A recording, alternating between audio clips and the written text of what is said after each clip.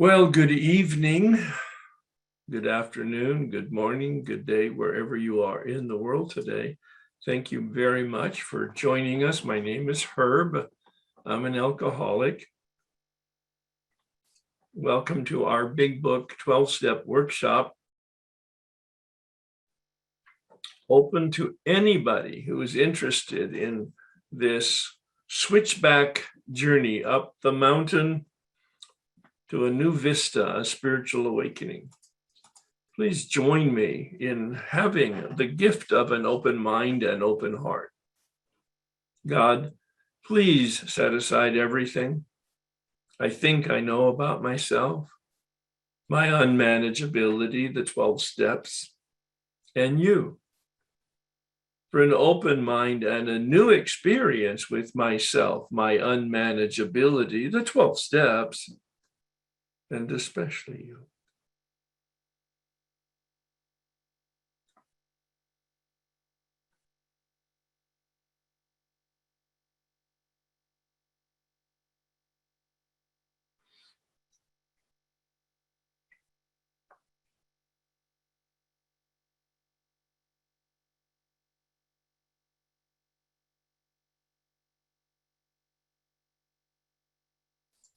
Please join me in the Serenity Prayer. God, grant me the serenity to accept the things that cannot change, courage to change the things I can, and wisdom to know the difference. Well, thank you so much again for being here. We are looking at step 4, inventory. We have been for quite a while. I gave you the overview at the beginning and reinforced that each time we shifted into a new category. There are 3 major categories: resentment, anger, which is held, fear, the survival instinct of running, and sex. I put it under the category of the survival instinct of dishonesty. Fight, flight, and freeze. Bill has a wonderful approach. It was life-changing for me. It raised the level of my consciousness by looking at my behavior in resentment, of course, looking at my anger and the incidences of it, reviewing column 3, and getting a real sense of the beliefs that I had, the delusions that I had. 4 years sober, 48 years old, clueless. I was not surprised that I had this stuff in me, but I was surprised that I had never seen it, because I'm a seeker, a serious student of human development, whether that comes from a formal religious training, which I had, or a formal psychological training, which I had, or a informal human development exposure that I had every time I had an opportunity to improve. I was and still am always looking for ways to become a better person. Up until that point, 4 years sober, it was all more about understanding what it meant to be a better person and thinking about it. It never occurred to me that you needed to implement it into your behavior and actually become a better person. I mean, I never made the connection. It was so embarrassing when, in fact, the connection between my thoughts and my feelings and my behavior became apparent here in black and white in the inventory process. Now, that's really what happened. And in the 4th column of the resentment inventory, looking at our motives and our responsibility. I know now, I didn't know then. I was absolutely not self-conscious or aware that any shift was happening. At the time I was doing the 4th column, I was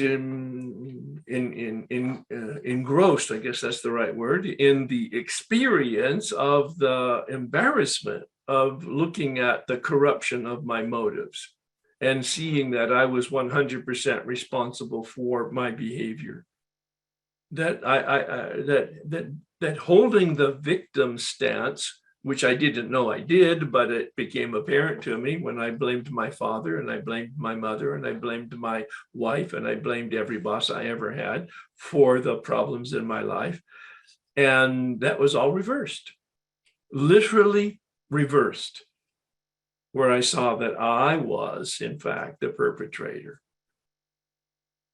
of all the suffering, all 100%. Oh, sure, there were issues with all of the people I just mentioned. They were dysfunctional, absolutely. But that wasn't the problem. The problem was my reaction to their dysfunction. I hope you've had that experience, not only knowing it, but literally being confronted by it. It's in your face. I hope that's your experience. I hope that it's shocking. I hope that it's embarrassing. I hope that it wakes you up and disturbs you, that you've lived like this, especially if this is your first time doing the step work. And then I entered into the fear inventory. It was interesting, but light touch by comparison to the resentment inventory. Light touch in the sense that there wasn't a whole lot of revelation or experience in it, which I think has been pretty well evident to you in terms of the approach to. I mean, I had some insights, but they were not life-changing as that fourth column was. But then the sex inventory, as I reviewed with you last week, was life-changing. Absolutely life-changing. Not the first 8 questions that made me very uncomfortable and aware of my selfishness, my callousness, and also of the hurt that I had brought to so many people without any thought about or any consideration for their feelings, their lives, their whatever. I was the center of my life. I was the center of life, as I've mentioned, nauseatingly frequently in the past. But the 9th question, that was the life changer. The rest was just embarrassing. The 9th question was life changing, and that is, it surfaced in me principles that I had that were asleep, that I was unconscious of or conscious of and not applying. But in addition to that, and this is a realization actually I've had this year as I've been going through it with you, that it surfaced principles that I wanted to have that I didn't actually even have consciously or unconsciously, because I was able to answer that question, what should I have done instead? Not in terms of changing my history, not in terms of guilt and shame about my history in an unhealthy sense, not in any sense of changing the past, but of looking at the present moment. This was when I was 48, 4 years sober, and I think I was 18 years married at the time. Yeah.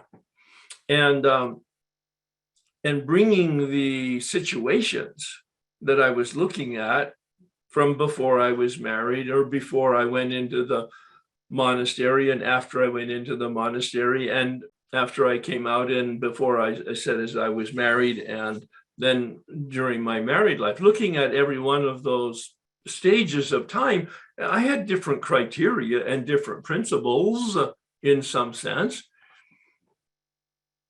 that surfaced. Some I had that I had not used, and some I didn't have that I knew that were appropriate if, in fact, I wanted to be this Renaissance man, this human, a decent man, which is I've always wanted to. I always thought I was a good man, a good guy, well-intentioned, but clueless. When it came to measuring my behavior, I just cut myself so much slack. I wanted what I wanted when I wanted it and how I wanted it. And if anybody got hurt and I wasn't aware of that, nor did I care, it was collateral damage. I think I was aware of that. in a way, callously in a way. That's that narcissism. So today I would like to spend some time with you looking at the sex inventory in the beginning of our time. I'm very open to hearing about fear inventory. I'm very open to hearing about the resentment inventory, but I would like to hold on it for probably at least a half an hour so that we can take a look at your exploration, your questions about your experience with the sex inventory, because that was the teaching of last week, to take a look at pages 68 through 70. We didn't finish the material in the big book. We'll do that next week. That's the final assignment, actually, assignment 17. It's not in the big book this way. It's not even implied in the big book this way. But it's now based on my experience, both in terms of the step work that I've done and the workshops in terms of bringing closure to and a completion of the step 4 inventory.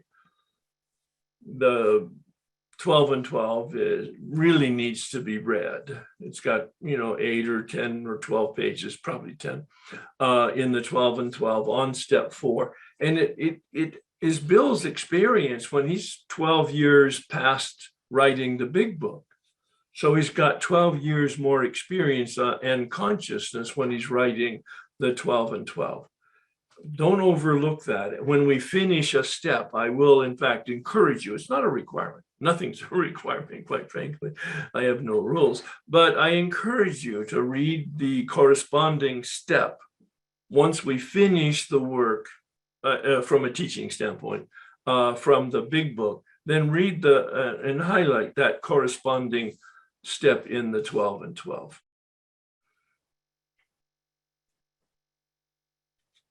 I'll make comment about the final assignment as we unpack pages 70 and 71 next week, as well as take a look at the worksheet assignment 17. And then you might want to revisit all of the material in the Way of Life document. I think, though, that page 28 in the Way of Life document is really a duplicate to the assignment 17. That's where assignment 17 actually came from.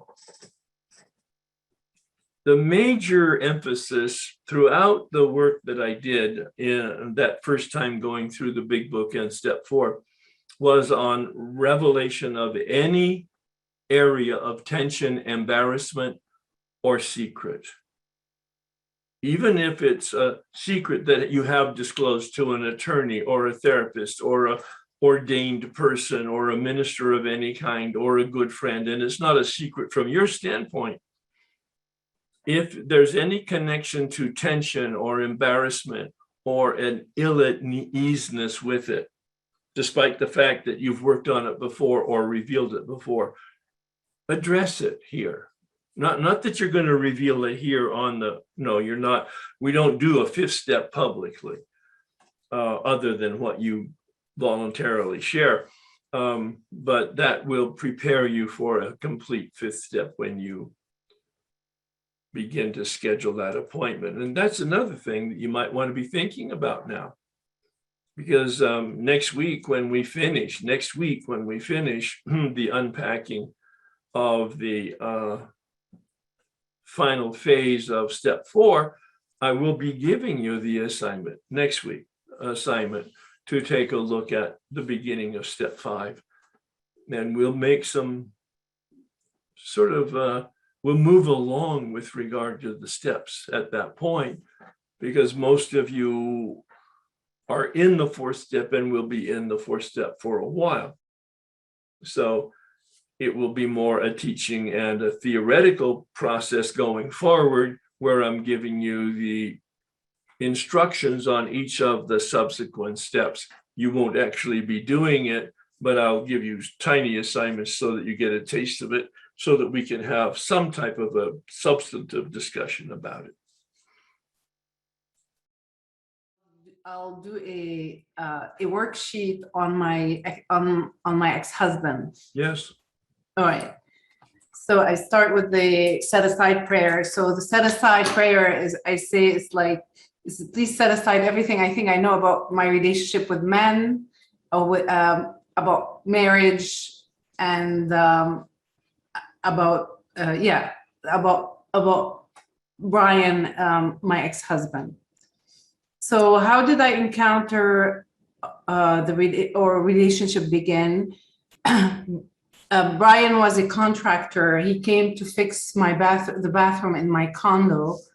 What happened after he asked me out, so we dated for a couple of years and got married. What's the status now? How did it end? We were married for 2 years, and I asked for a divorce after 2 years. Where have I been selfish, thinking about myself?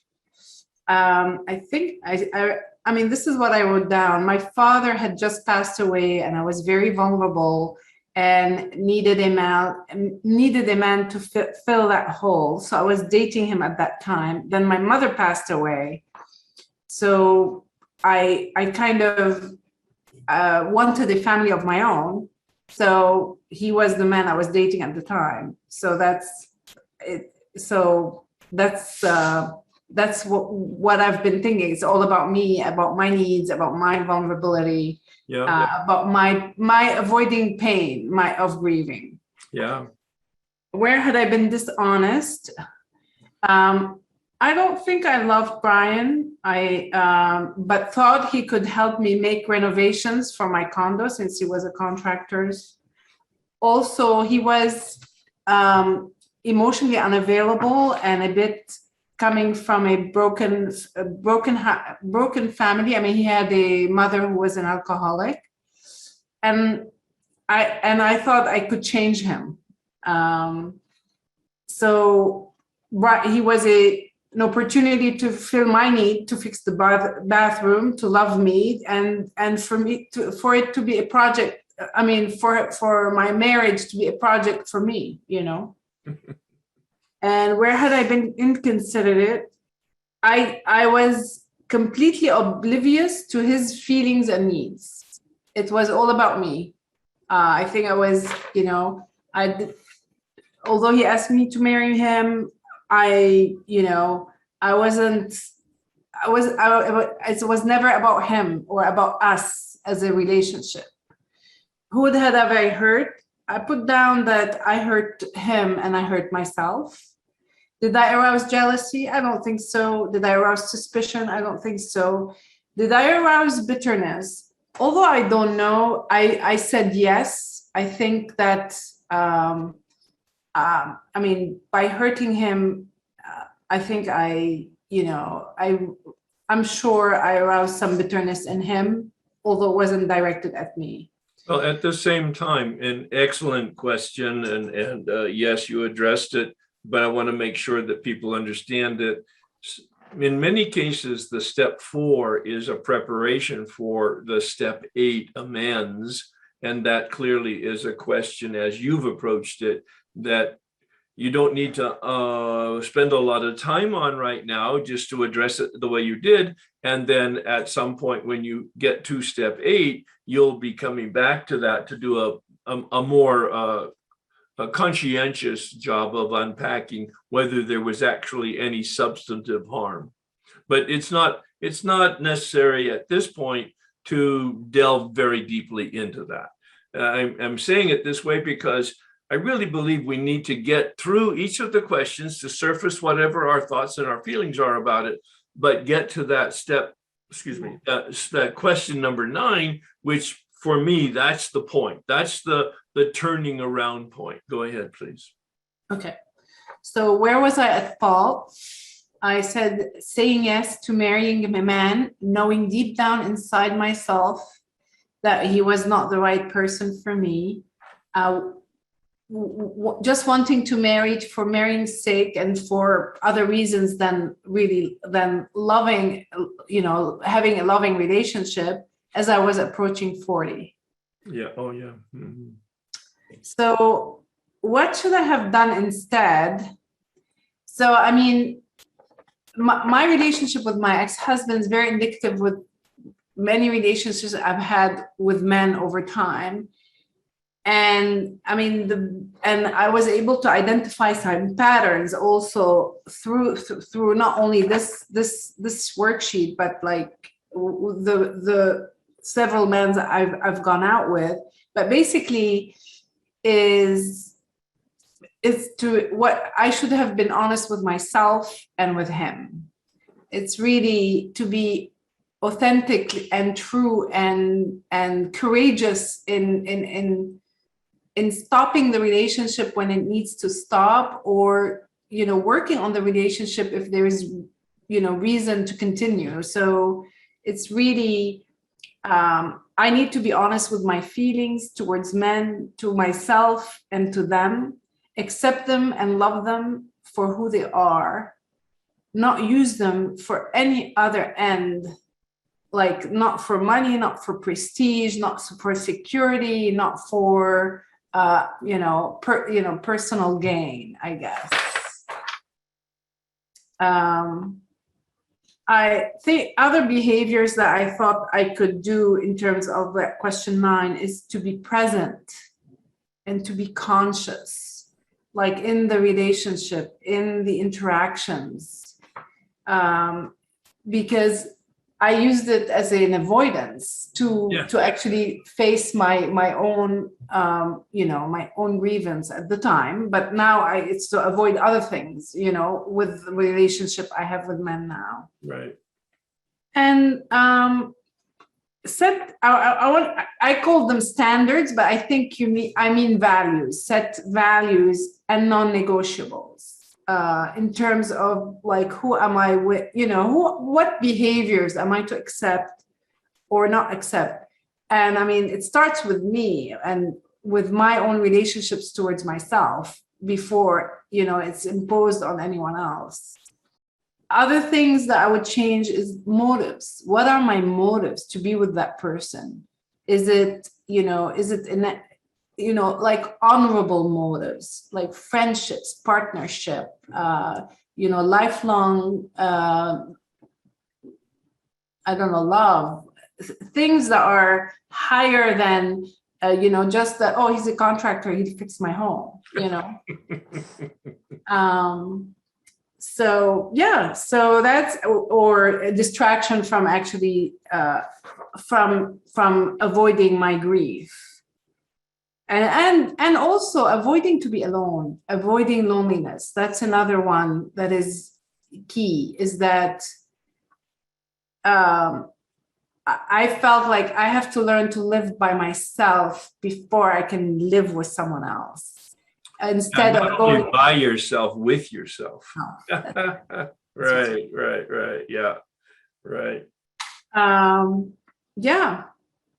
So also, I mean, my ex-husband was emotionally unavailable, but I mean, of course, by doing my step 4, I realized I was emotionally unavailable. So, I mean, I think we attract who we are. Yeah. Yeah.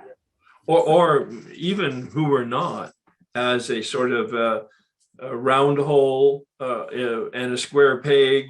We're trying to fill something that isn't real, but we'll create the delusion that it will work, because I've got a great sander and I can round it out. I can round out the squares and make it all fit. And so the center post of what you said, from my standpoint, was about consciousness. Right. Yeah, because that's where you've brought yourself to through this process over several years.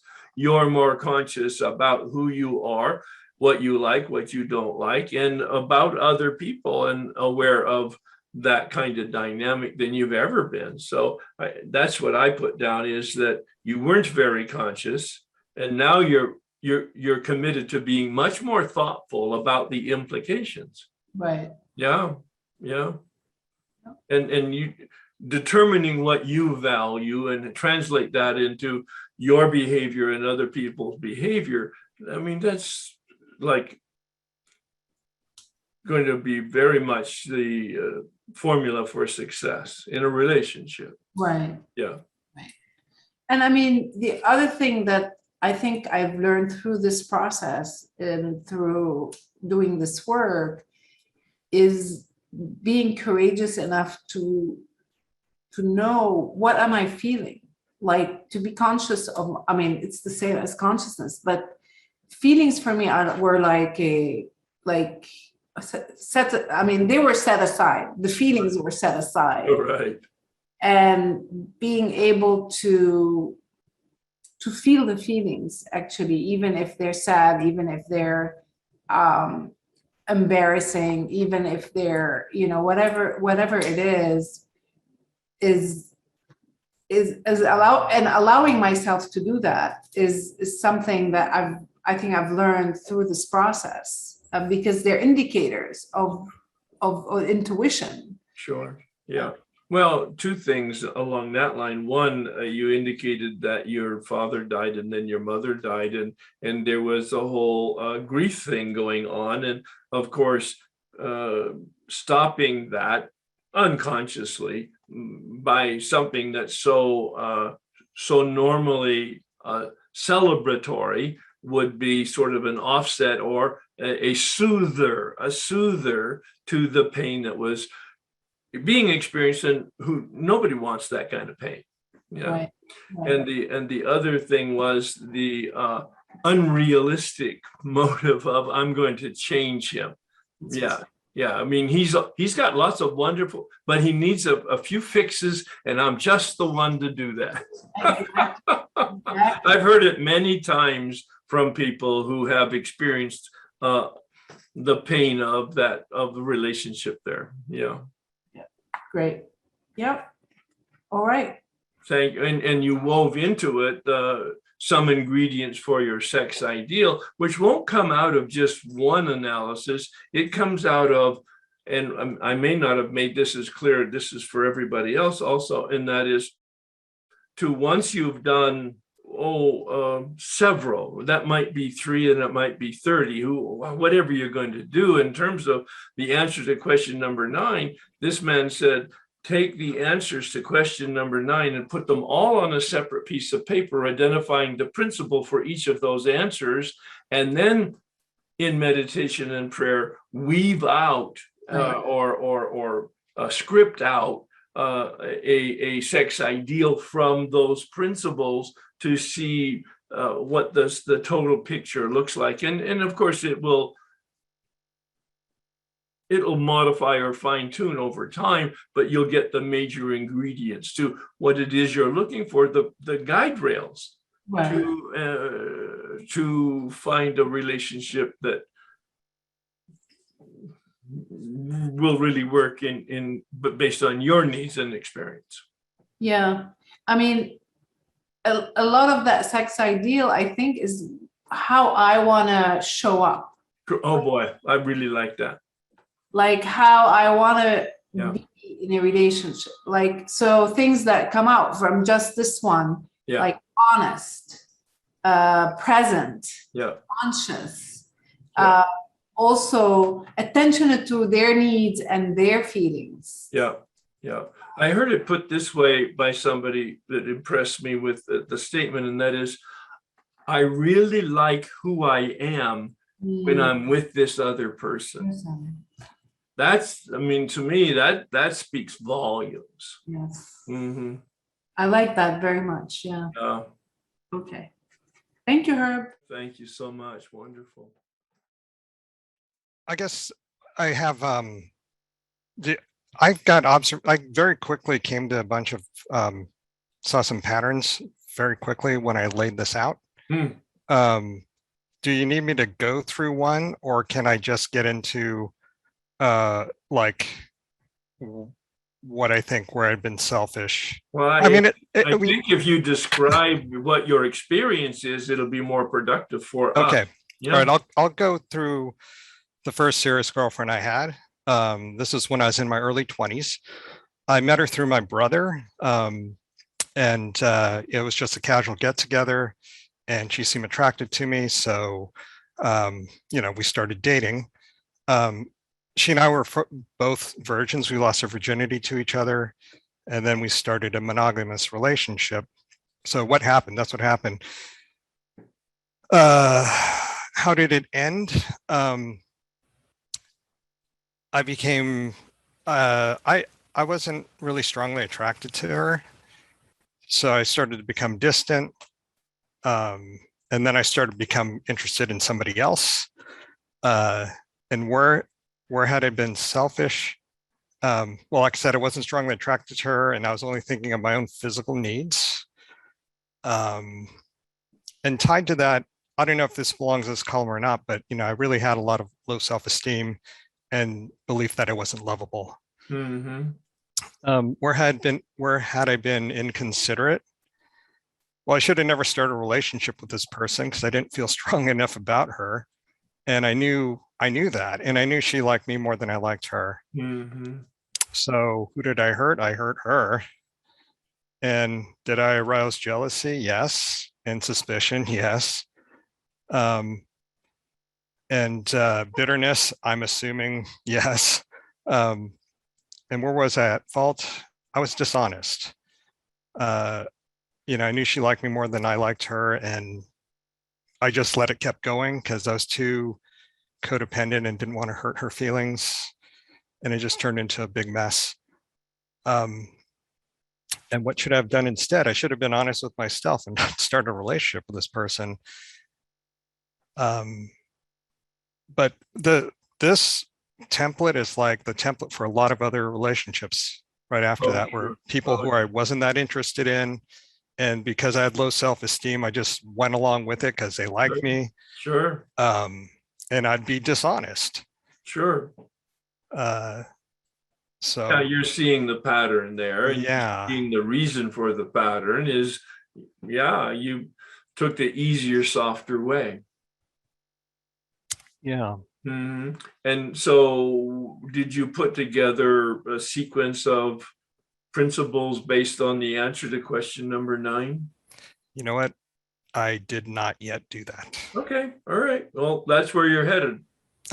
Okay. Oh, no, really, seriously, because you've seen the pattern now. Yeah. And so, one of the obvious ones that you just talked about, put words in your mouth, but I'm just making it all visible, tying it together. And that is that if you don't have an initial attraction to them, you probably don't need to waste your time or theirs.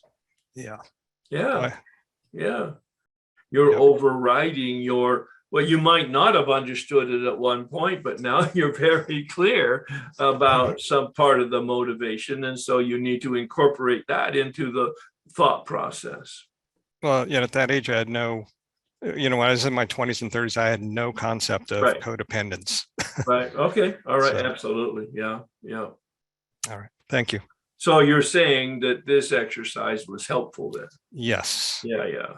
And for me, the way Bill brings it to conclusion, that's the final exercise. He says, okay, you use this information from these 9 questions to create your sex ideal, meaning the principles that will guide you in your future decisions about behavior. I have a fear that I'd like to go through. Please. But I wanted to say something about the sex inventory, some success, maybe something hopeful for people. When I, one of my biggest fears when I did the workshop in 2011 and even all the times before was being alone for the rest of my life. And I did my inventory and did a 5th step in 2013 and got underneath and created that ideal for myself. And my sponsor said, go out and be the woman who somebody might be attracted to, like that. And that actually happened for me. There you go. So there's hope for everybody. but what you just confirmed, though, it's a process. It doesn't happen by Monday. No. Yeah. As I heard it, it was 2 or 3 years of a process. where you were dealing with Yeah. yourself and getting your own values and then beginning to live according to your own values, and then look how it manifests. Yeah, nice. Good. Thank you. Okay, so I'm going to do a fear inventory. Please. I'm afraid of losing control. Why? Because then I would have to trust other people. And why is that important? Because I feel ultimately inferior to others and try to make up for it by acting like a know-it-all. Why is that? Because I'm afraid of being incompetent. Why is that? Because in my family of origin, I was ignored unless I performed. So I have a distorted belief that if I'm not perfect, I'm worthless. If I'm not the best, I'm nothing at all. And if I'm worthless, then I won't be loved or accepted. Yeah.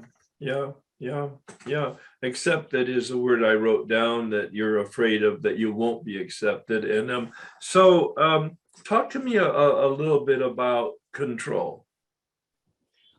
I originally did this fear when I was working as a teacher, and I'd have, a curriculum or a job to do in my mind, and I was afraid of losing control. Well, in my template that I did, I said I'm a fear of losing control, especially when I'm in charge of something.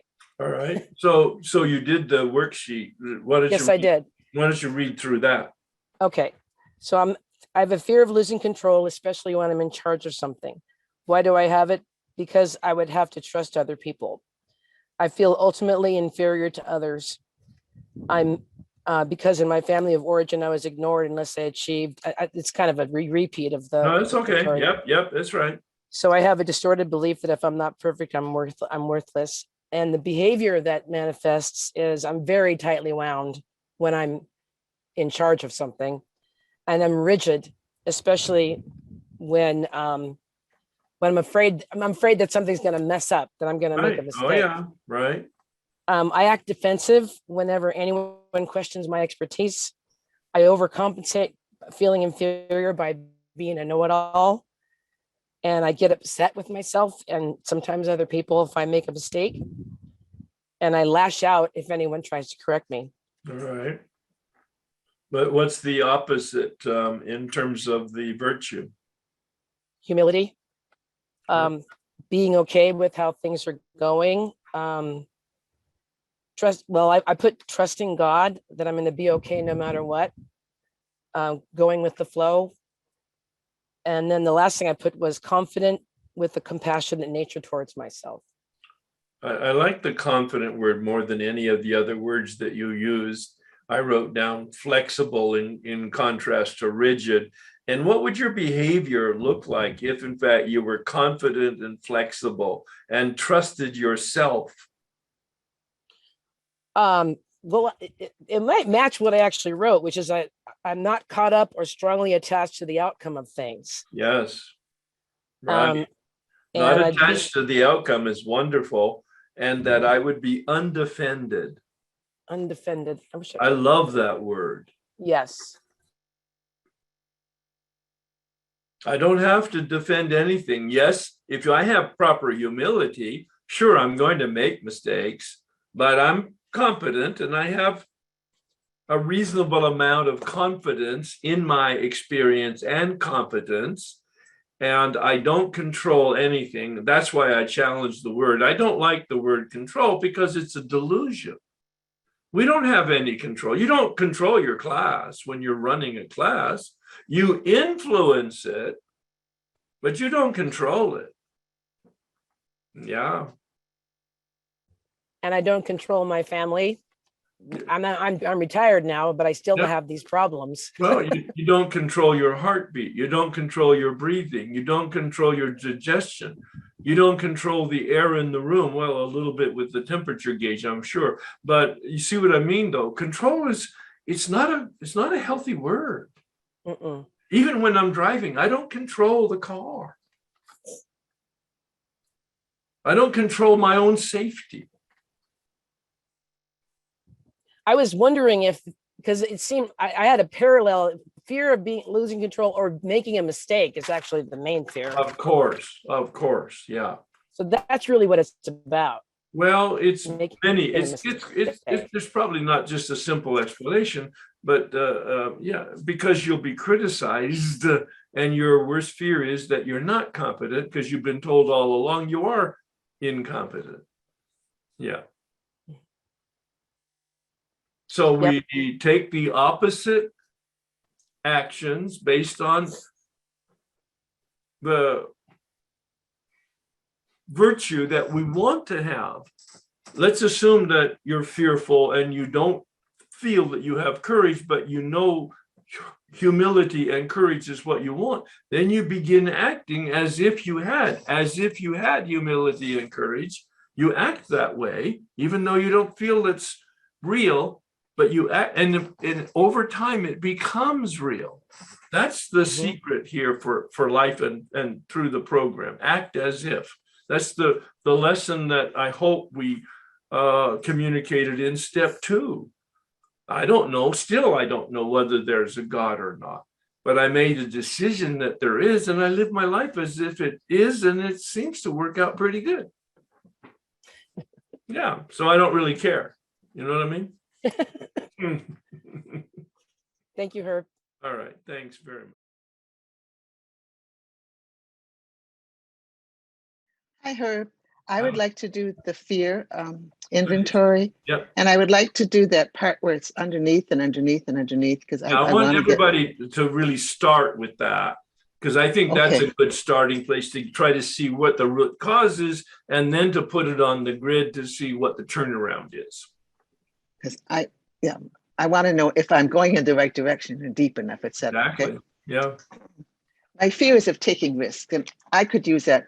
I have that fear about everything, but I'm going to specifically say about making artwork. The fear underneath that is it won't turn out well. I don't trust myself. Second guessing. Nothing. Under that is I'm not up to the task. I'm not good enough. Under that is my ideas, my decisions, choices will be questioned, scorned, unacceptable.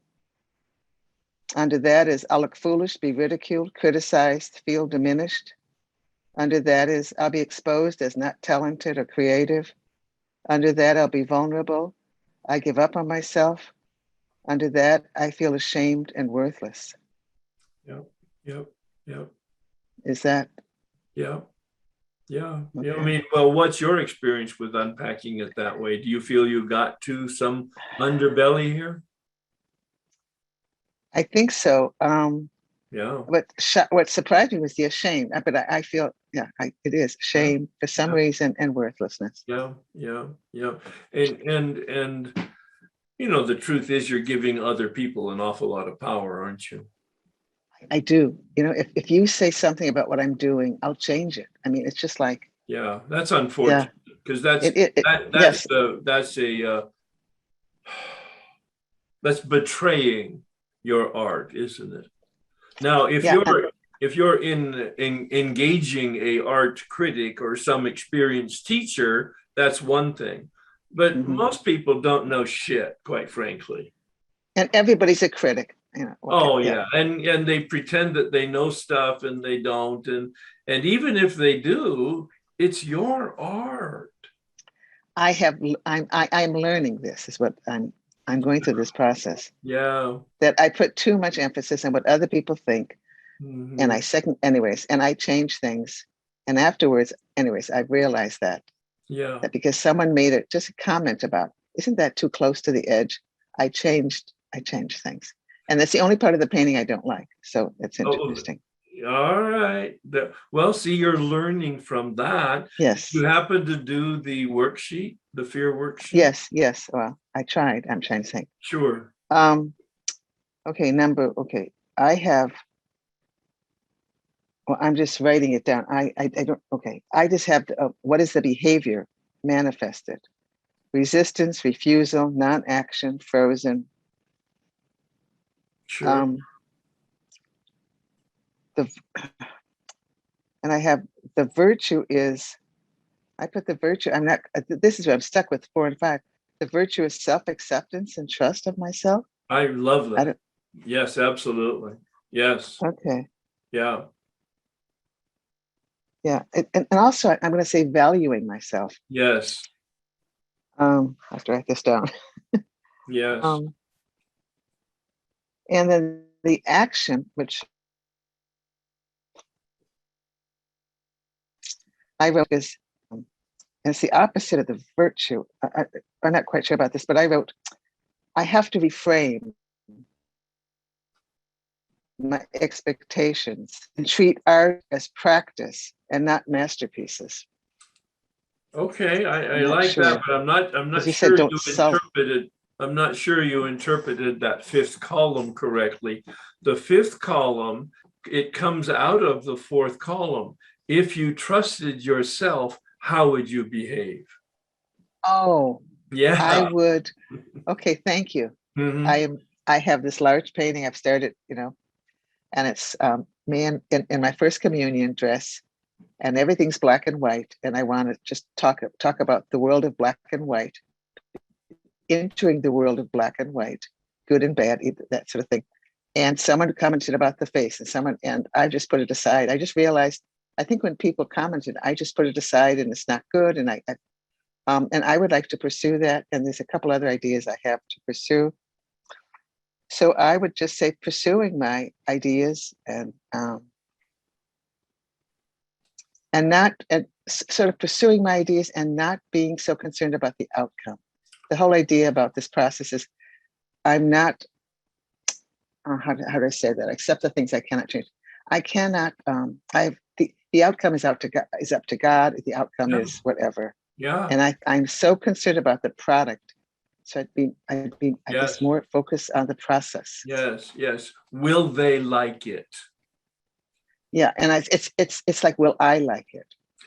That's exact. See what you said about the other thing about close to the edge, and you changed it, and you didn't like that one part of the entire painting. I still don't. Yes. 100%. You're the artist. Now, to pause and listen to people's observations and evaluate it and go, wow, that makes some sense. Or no, you don't know what you're talking about.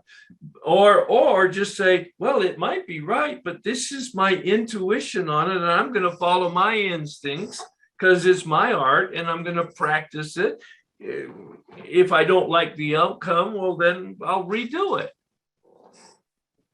But you're right, not to be invested in the outcome or the results. That was the breakthrough for me with regard to meditation. I'm responsible for the effort, and the results are none of my business. Now, as the artist, you want to produce something that you have an idea, as you said, in your head as to the impact that this is going to attempt to foster in people when they see it, right? Well, it's just, I mean, I don't want to put words in your mouth. Is that what you're thinking?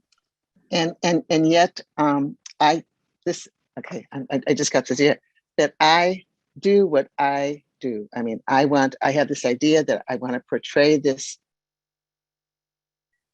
insight, this feeling, or whatever. Yes. And whatever people are going to come to it with, whatever they come to it with. Yeah. And I'm not, and they're going to look at it through their own experience. I like it. Yeah. Wonderful. I bet you I just went to the Van Gogh exhibit. Oh, okay. He's my favorite artist for a lot of reasons that I won't take your time here to talk about, but I doubt whether he was thinking about what other people were thinking. Well, and no. And anyways, I remember asking my students, if you did something that you love to do, and he painted, and he didn't sell one painting in his lifetime except to his brother, Theo. Exactly. Would you continue doing it? Would you continue doing after all? I can't, it's hard for me to. It broke my heart in preparation Yes. to go to the exhibit. I read his biography, a short one, and it broke my heart to hear that he never sold but one painting, and that was to his brother something for a minimum amount. It's kind of like, oh my God, he's like, well, anyway, there you go. Yeah. Yeah. Well, thank you so much for the time. And I really want to nurture my spirit. You do. And yeah. and thank you, and value myself. So thanks a lot. I appreciate it. You're welcome. I just finished a book that's comes probably out of the 80s, maybe, by a 12-step person who is an artist, and it's called The Artist's Way. Oh, yes. It's one of those books I have. And I had it for years, and I finally read it just a couple of months ago. It's really worth reading, especially if you're an artist. and isn't it worth doing? Because it's all about I writing. was just going to say, it's actually a workbook. That's correct. Yeah, That's yeah. correct. Yeah. But I only read it because I didn't want to do the workbook that she's suggesting. That, you know, I read about the steps, but I don't do the steps, somebody said. Okay. Yeah, okay, yeah. okay. All right. Well, thanks so much. I appreciate it. No, Thank you. be true to your art. Have integrity. Thank you. Thank you. Yeah. Thank you. Thanks. The fear is the fiance not showing up at the wedding day itself. Okay. Why do I have the fear? Is because I caught him in a lie 2 weeks ago. What behavior did it manifest? I looked at his phone again tonight to confirm there's something weird going on. Okay, column 4, name the opposite of this fear would be to trust God. Okay, but I don't think God has anything to do with this. I trust him. I don't know. I don't know. But you did say that he's lied twice now. Yes. No, he's lied once, and I think I caught him in a second. But you don't know that. No, I don't. Okay. All right. I could go wake him up and ask him, but I might not get a very good, honest response. Okay. So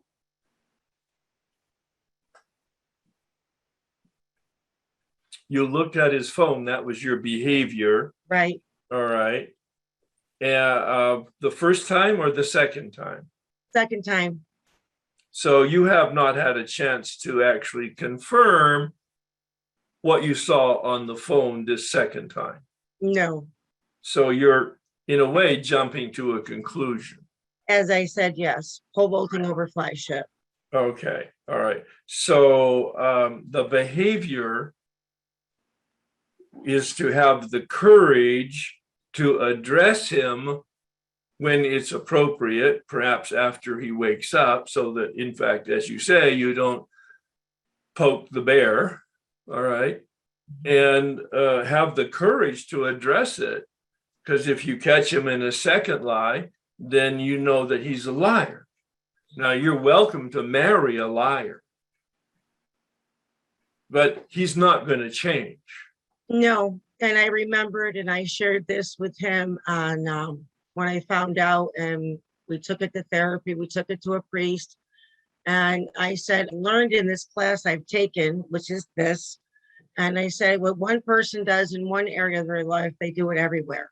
And there's other areas where there's dishonesty. Yeah. And I need to look at that and get real with it. So the fourth column is the action that you need. Yes, pray, of course, but you need to address this with him. You have to have the courage to address this, to see what's going on, and then have the courage to understand what the consequences are. I'm not telling you what to do, but the alternatives is you have the conversation and he confirms that he lied, and you can marry him anyway or not marry him. And that will require courage on both sides, right? So the fourth column would be communicate clearly, and so clear communication. And then what would be the behavior after that? Then, if you were able to communicate courageously and clearly with him in that fourth column, what's the outcome or behavior that comes from that? If it's in a lie, the wedding is off. Say it again. If it's another lie, because I will know. I know what my gut tells me. I know what the Holy Spirit's telling me. Obviously, I everybody deserves a second chance. This was his second chance. And if he has lied, then he's out the door that morning. Tomorrow morning, he's gone. Okay, so that was where I came to, and that is that you would trust your intuition. Yeah. Yeah. I didn't know how that translated, but you said I need to listen to my intuition, and then you said, and I'll take this action. Mm-hmm. Yeah.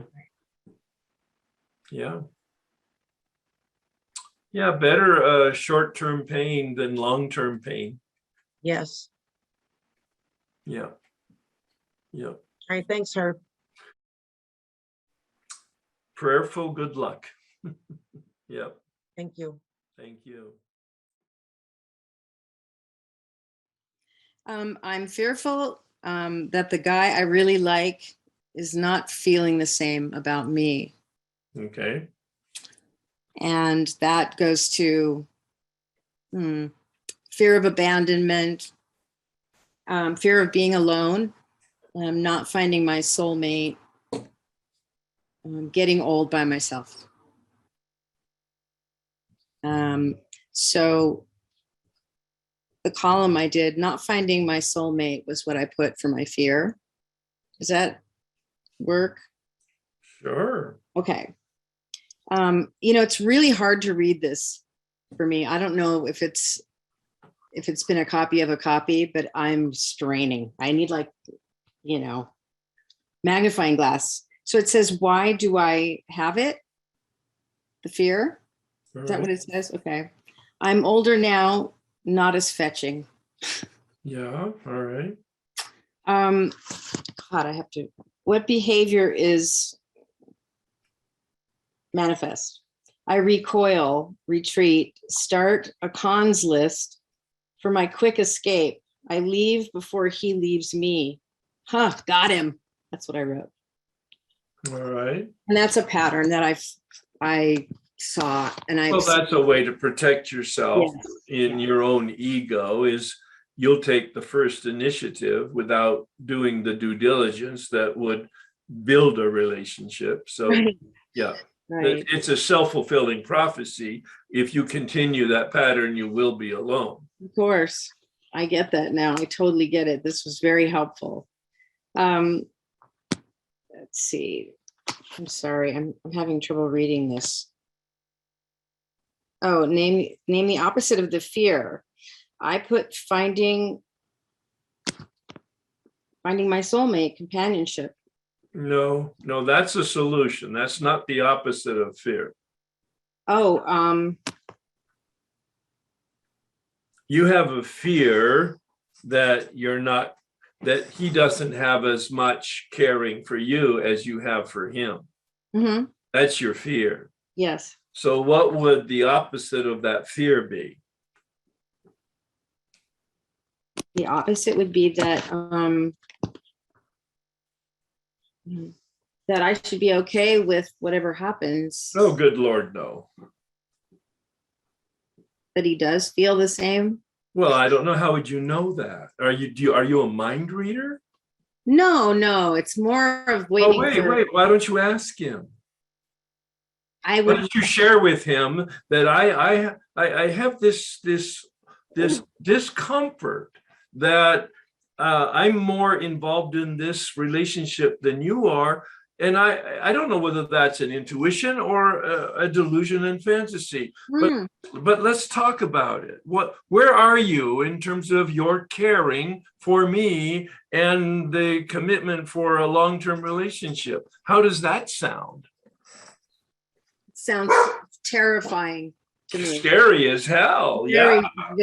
I have never ever done that in my entire Well, life. how's that working for you? Not good. Well, yeah, of course, because you don't know what the truth is, but you make shit up. I do. Oh, he's about to leave me. I'm going to leave him first. I know. It's You don't terrible. know that you don't know he had an engagement ring in his pocket. Right. Exactly. So, so the last column I wrote, I would be more honest, vulnerable, and state my desires to him, which is kind of what you just said. It is indeed. It's right on the money with one fine tune, and that is I would ask him some questions, not just state his desire. Ask him be direct, have the courage, or Okay. as they say, the chutzpah, Yeah. to ask him some direct questions, knowing that the answers he gives may not be what you want. Right. But I love what you just said, that it's better to find out sooner than later, right? And that was like the little, that was the spark. That was right. Because really I've been in long drawn out relationships and they're torture. Well, because you're afraid to communicate, because you're afraid of the truth, you have a suspicion, and have your intuitions mostly been valid? No. Oh, that's interesting. I was expecting a different answer. Okay. Well, that's something that you really need to look at then, because then you're really given to delusion. No, that's not what I meant. I do believe my gut and my intuitions. What I don't believe is what my head tells me. Oh, yeah. That's the part where I have the spinning, and thank God when I started doing this, I started to write, and I'm finding that just writing stuff out and using this, starting with these kind of templates with the columns, right, and then just writing. And I've been writing like crazy, and I'm answering my questions by writing. Yes, exactly. I mean, it's incredible. Yes. And like you said, it's all in here already. The answers are already here. But that seems to be the way, for me anyway, to manifest the answer, is by just writing. Some people do it through writing, some people do it through talking. But my recommendation is, yes, do the writing, because obviously you're connected to it, it's working for you, and then share it with your sponsor. Okay. Oh, wait, what happened just then? I don't have a sponsor. Oh, well, there, I see what you just did. Okay, well, all right. That's a decision on your part. I recommend people have an accountability partner. I don't care whether you call it a sponsor or not. So is there somebody in the program that is experienced, that you trust, that you could share this with? I could probably find somebody, yeah. Well, pray about it. It's really important for you to read transparently what you wrote to somebody who you trust, that they have the experience and they are not about to have an agenda with you or to attempt to manipulate or co-sign. My experience is that writing it out, and I go back to 1984 before I ever came into a program, writing it out was important. It gave me the beginnings of insight. Yeah. But when I read it out loud to a group of people, now it wasn't that personal in the sense it was more just about my drinking, that's when the curtain opened up, when I read it out loud. And I had no idea that would happen that way. Right. That's interesting. That happened to me when I read it the next day. Well, I think that's the benefit. Oh, read it yourself. Yes. Well, see, that's another thing that I could recommend is read it out loud to yourself, because that had a benefit to me also. Yes. When I did that on my amends to my father in the cemetery, I wrote out the letter in the cemetery. Then I read it out loud. When I wrote it out, my heart opened up. Yes. When I read it out, every emotion in me opened up. Oh. And then just the last observation from standing back and looking at this whole 12-step process, step 4 is about writing. Step 5 is about talking it out with somebody. Mm-hmm. So this is the ancient tradition of talk therapy. It really, I'll put it in those terms. That's so right. I think you've got some ideas how to make it powerful and effective for you. Thank you. That's great. Yeah, no, that's a wonderful discussion. I hope people were really listening to that process and experiment with it if they've never experimented with them themselves. Each one each person's own personality and characteristics will be tapped into in different ways. Mhm. And we've just explored one or two things here that might be helpful.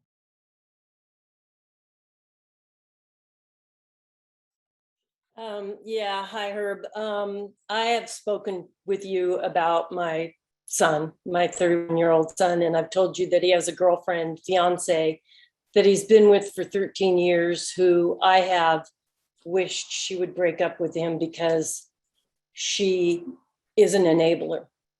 Well, she broke up with him 4 days ago and asked him to move out of the place right away. And it's shocking because she asked him to marry her in January. Mhm. And they've been looking at wedding places and all kinds of things. And it was just, she snapped. All right. How's he And doing? not good, All right. Yeah. not good. Did he move out? He's in the process. He's packing. I All right. helped him the first day, but we fought because Why are you helping him? well, I just did the first day to bring over boxes, but I haven't since then. All right. Stay out of it. I am, but I have a fear inventory All right.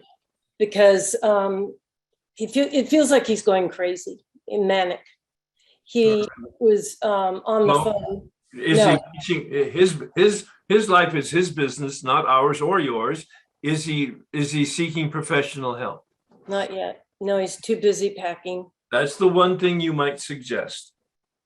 Stay out of it. Stay out of his way. He's old enough to take care of himself Right. and suffer the consequences of not doing it. Right. Where's he moving? He's going to go to Boston. Oh, so he's not moving in with you. No, that wouldn't work. No, that wouldn't work. And I've realized how much I react to him. Say it again. Say it again. I react. I All think right. reaction is my biggest lesson. All When right. he attacks me, which he does, he gets angry at everything I say. All I right. react. Well, So stop if saying things. I'm trying. Yeah. I've been leaving him alone, which isn't my I don't have the emotional sobriety that All we right, talk but you about. will have. Let's read your fear inventory. Okay, so that he will be in regret and sadness for a long time for his choices and will cut me off because of his anger at himself, that he will kill himself because he has said that. All right. That I don't know him. He isn't who I thought he was. He's been hiding behind weed and video games for so long that he doesn't exist anymore. Yeah. And why do I have it? I've crossed a lot of things out. And I wrote, I'm not emotionally sober enough to deal with his anger. He was not growing and developing himself. I am afraid for him. What behavior manifests is desperation, sadness, loss, pain, confusion, thinking about him all the time, wanting to help him. I react. Frustration, failure, hopelessness, misunderstood. All right. What's The opposite is that virtue? is that he will grow up now. No, and your have- virtue. No. Your virtue, not his. That I will stop making him my higher power and stand up for myself with my actions and not my words. Be strong for myself and it will help him. All right. That's reasonable. And what would the behavior be if you stood up for yourself and also weren't codependent? Have more faith, take better care of myself, Oh, okay. belief in him and his ability to grow up and be happy and successful in whatever he pursues and have a higher power. All right. Well, the only behavioral thing there was taking care of yourself, which is really good. That's really good. If you add to it and stay out of his business. Yeah. Detach from him. That's the other one. Yeah. Reacting and detaching are the two words, but it's been a very painful 4 days. I'm sure for him especially, but also for you. Yes. Are you in Yeah. Al-Anon? Yes, And yes. you And I'm have going to parenting groups. I'm going to a lot of parenting meetings where, yeah, you know, there's a lot of parents there whose kids have of committed course. suicide and Absolutely. OD'd and all that stuff. So he's at a very vulnerable place right now because Yep. for 13 years, he has completely controlled her. Yeah. Well, and for 13 years, your thoughts about him have controlled you. Hello. That's true. It's still happening. Yeah, Over half of our conversation I know. has been about him, not about you. No, I know. Yeah. Yeah. So you really need to stay very close to your sponsor and your prayer and meditation practice. Yeah. Yeah. Life is in session with all of us. I mean, Yeah. you can't have a group like this doing the work that we're doing over 9 months now, 8 months certainly, and not have lots of drama because life is filled with it. And Right. so thank you for keeping us Okay. informed, but focus on your own work here, right? I will. All right, team. Wonderful job here. I'm going to bring you to this prayer of transformation. I'm so glad we're using it because it just captures what this is all about. What we're doing from January through December, this is it. We're turning and we're being turned. A process and a promise. Lord, make me a channel of your peace, that where there is hatred, I may bring love. That where there is wrong, I may bring the spirit of forgiveness. That where there is discord, I may bring harmony. That where there is error, I may bring truth. That where there is doubt, I may bring faith. That where there is despair, I may bring hope. That where there are shadows, I may bring light. And that where there is sadness, I may bring joy. Lord, grant that I may seek rather to comfort than to be comforted, to understand than to be understood, to love than to be loved. For it is by self-forgetting that one finds, it is by forgiving that one is forgiven. It is by dying that one awakens to eternal life. Amen. And of course, that's what we're doing here in the fourth and the fifth step especially. Identifying the areas that need to die. Yeah. Thanks, everybody.